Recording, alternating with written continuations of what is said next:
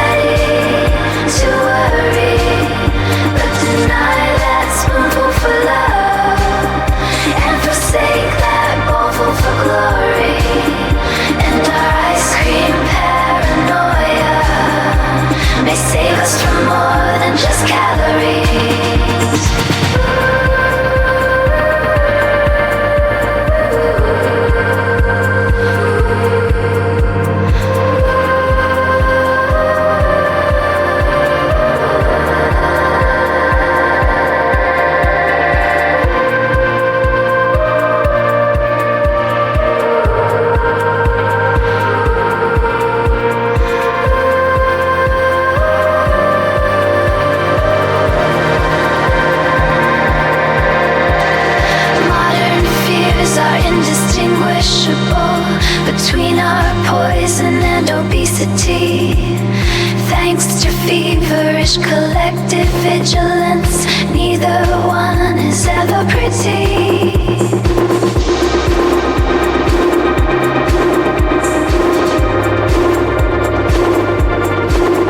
Have you satisfied your palate for poison? Have you tipped the scale today? Have you conquered the ice cream paranoia? Or are you still trying to float away?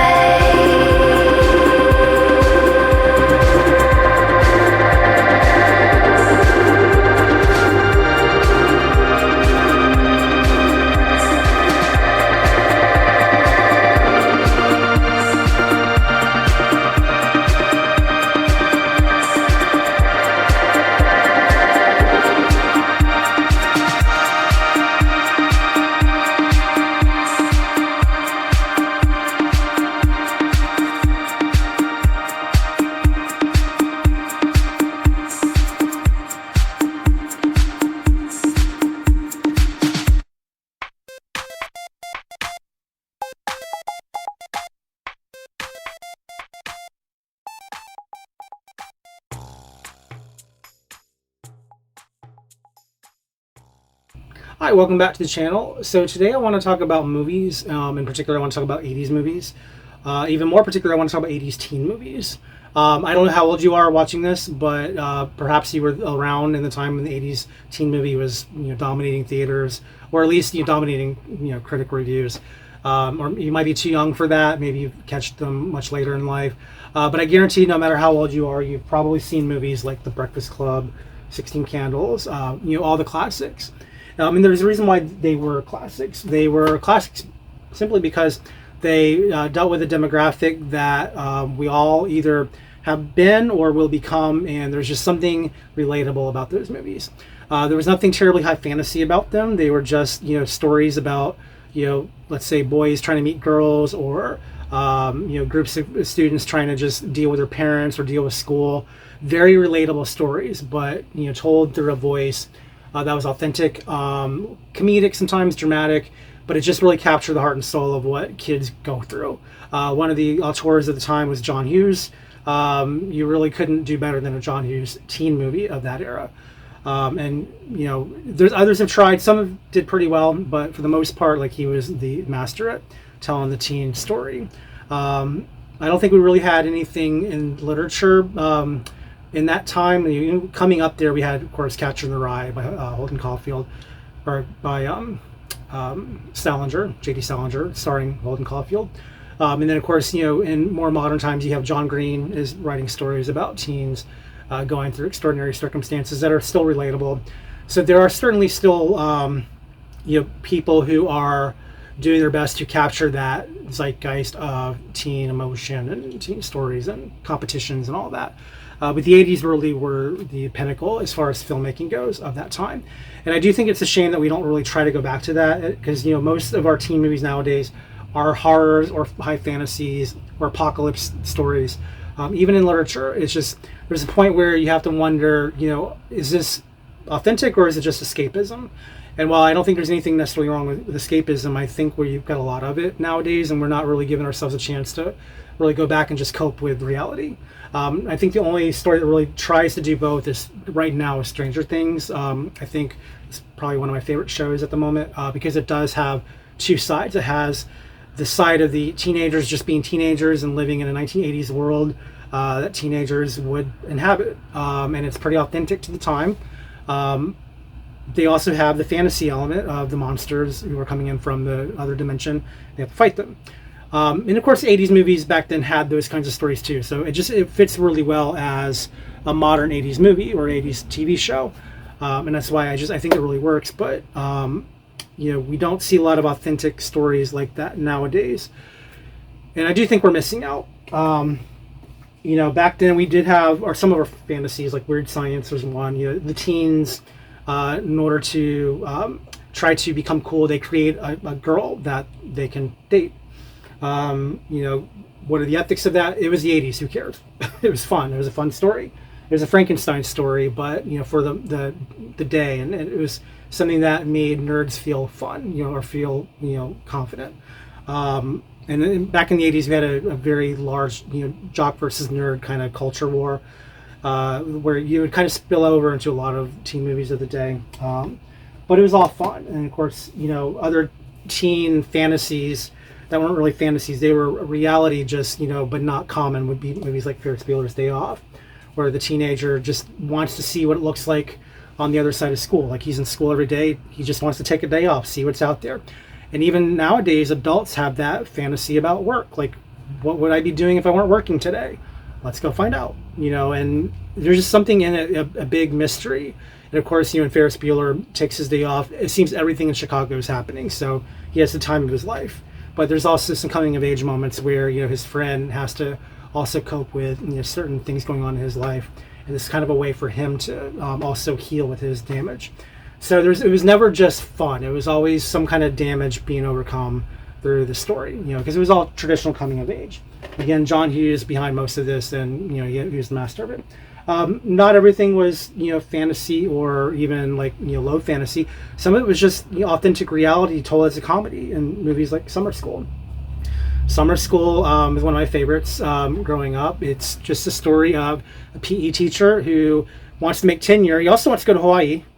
But the English teacher who normally would have been teaching summer school that year won the lottery, so they needed a teacher to stand in. And he was literally the last one in the parking lot when he was caught, and says, basically threatened with 10 years, like, you need to teach this summer. He's literally on his way to the airport. So he's not happy about it, but he takes the job, and so he comes in and he has to teach English, to these misfits, but he admits he doesn't know how to teach. Like, he and of course there's a big joke in that. So part of the story is both, it's coming of age for him because he has to learn how to teach, but it's also coming of age for the students because they have to learn how to overcome their difficulties.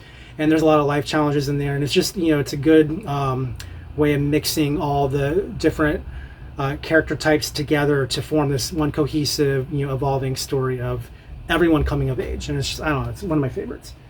So that brings me to the topic of the day. Obviously, I wouldn't bring this up just for the heck of it. I want to talk about storytelling from the perspective of one of mine. So back in 2009, over the summer, there was a contest that I participated in. It was making a game out of 8-bit graphics. And of course, the theme was 8-bit.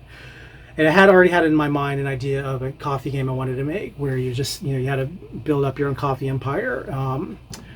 And the main title was called Entrepreneur, and then the tagline would have been The Perfect Frappuccino. I never got around to making that, but when this contest was announced, I thought, well, maybe I'll do like the prequel. So I'll make like an 80s, or I'll set it in the 80s, and it'll be the story of our hero Buck trying to build his empire. But of course, there needed to be a reason for it. So I went back to some other 80s tropes, including The Karate Kid, where he's being bullied. And it turns out that his bully is the one who he steals his girlfriend, essentially. And of course, Buck doesn't like that, but what can he do? He doesn't know how to get her back other than fight the bully, but he doesn't know how to fight. So he goes to the karate master to learn how to do karate. And the karate's like, master's, what are you doing? Karate's out. It's 1985. Coffee's in. Coffee, what? So it turns out that the story now becomes a story of him trying to create a business that would outsell his competitor. Very much, in line with the theme of the 80s. Wall Street was a very big proponent of the 80s culture back then. And of course, when you deal with, capitalist society, the one who has the most is the winner. And so the story kind of takes in this idea that, he's going to defeat his bully through capitalism, through, the art of business. But he doesn't know anything about coffee. He doesn't know anything about, how to run a business. So he goes in basically diving in the deep end. And that's the story, is he's trying to, outperform his bully in order to, win this bet. But what are the stakes? Like, you don't just put out a bet and have nothing at the other side of it. The loser loses his business, which may not be a big deal to someone who didn't have one to begin with. but the loser also has to work for the winner and essentially become like, their employee for I don't know how long, but it's becoming the employee of your bully kind of sucks. So he doesn't want that. So he goes in and tries to learn all that he can to be above the bully. But, of course, the problem is that as time goes on, he begins to learn that, starting a business is not a simple, straightforward, just set up, a shop and go to work. There's a lot of red tape. There's villains. There are forces out there that want you to fail. And he discovers all this throughout the summer, that it's not just about, setting up shop. He's now overcoming forces he didn't know were even out there. That's a little bit of the fantasy element in it. But, of course, there's also love lost, love, attempted. So you have all the tropes of teens trying to just be teenagers.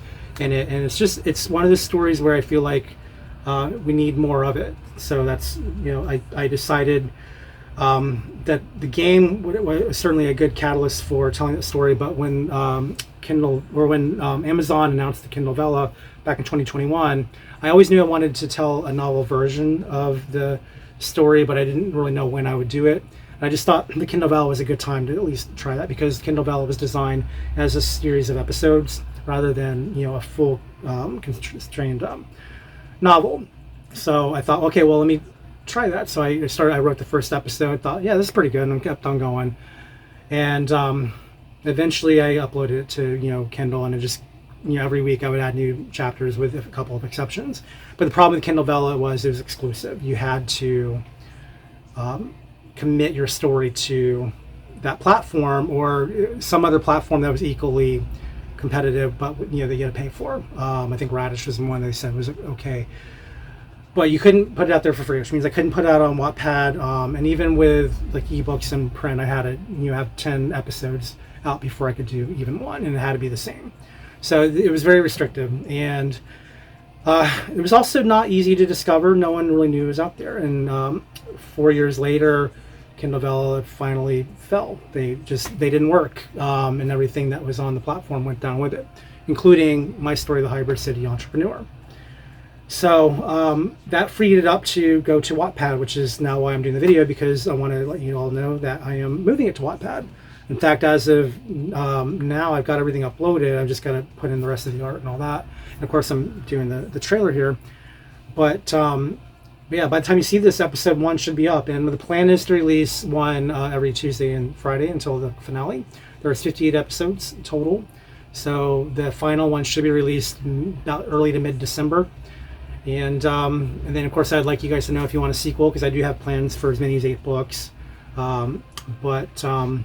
Yeah, I thought it'd be fun to share it with you guys and give you some background of it. But that's all said. I showed you guys a lot of 80s movies, a lot of why I wanted to tell this story. But there is one movie that really truly inspired it from top to bottom. That's Better Off Dead, John Cusack movie, that was from the mid 80s, but one of his early films. Absurd, crazy, but same premise. Bully takes the girlfriend, and John Cusack has to challenge him to a ski off. It's the whole movie is about him preparing for the big ski event, but it's just a lot of insanity that happens in between. So you'll find there's a lot of parallels between the characters in this story and the main premise with Hybrid City Entrepreneur. The main difference, of course, would be the actual the competition itself is different. And of course, Entrepreneur is a much bigger story. There's a lot more that goes on in it. I ran it through Notebook LM a couple months ago just to see, what the two interviewers would say about it. They compared it, basically their explanation was, or their short synopsis was, it's John Hughes meets David Lynch. So I think that's a pretty good, fair, accurate description of it, because yes, it's a teen story that gets a little dark, gets a little weird, and that's kind of my brand. So I do think it's very on brand for what I do, but it's a fun story overall, and it is a bit long, but I do hope you all will give it a chance. If you're watching this on YouTube, I hope you'll go over to my Wattpad profile and check it out. Again, by the time this video airs, the first episode should be up. and I'll have a link in the description. If you're watching this on Wattpad, thank you for checking it out. I hope that you'll go to the next, that you'll flip over to page 1 and start reading. And again, every Tuesday and Friday, I'll have a new episode up and ready to go. So hopefully that's enough to kind of get you understanding what this is. I don't want to give away the whole plot because I want you to enjoy it. So this is just really a teaser of what inspired the book and kind of what you can expect from it. But I also want to leave you a quick video teaser of some of the characters just so you get the full experience. So anyway, hope you enjoy it. Let me know what you think either in the comments here or over on Wattpad, or if you're on Wattpad, here on Wattpad. And yeah, hope let me know if you want to see more. So thanks again. Talk to you later. Bye. Ice cream